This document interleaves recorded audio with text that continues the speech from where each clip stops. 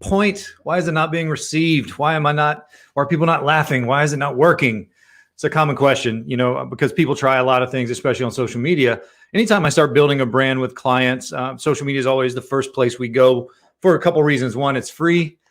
Two, everybody's already on it. And then the various platforms based on the ideal target audience is kind of what we hone in. So the big misconception is, why is my marketing not working? Why are people not resonating with my clever sayings or my funny thing or my point of view, or what is it? It really has to do with content versus context.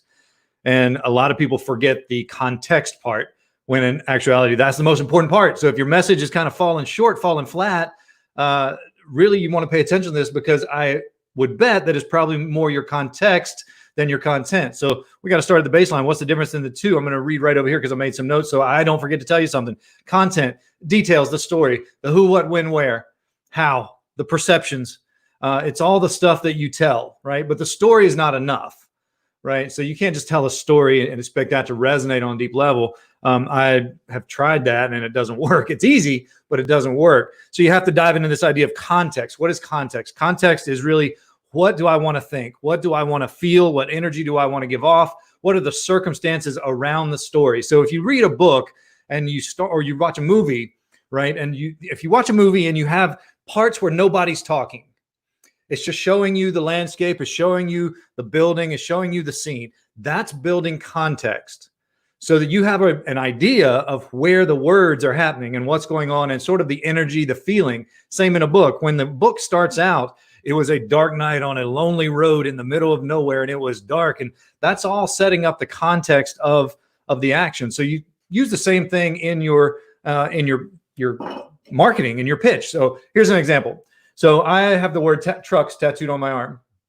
All right. So you'll make certain assumptions and judgments. And if I just say, hey, I've got trucks tattooed on my arm, it doesn't mean a whole lot. It could be funny. It could be, wow, that's a mistake. It could be a lot of things. But when I tell you the context of how this came to be, right?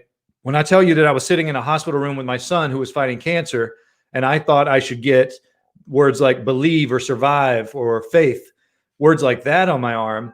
And then I looked at, and my son said, get trucks, Daddy. I like trucks, right?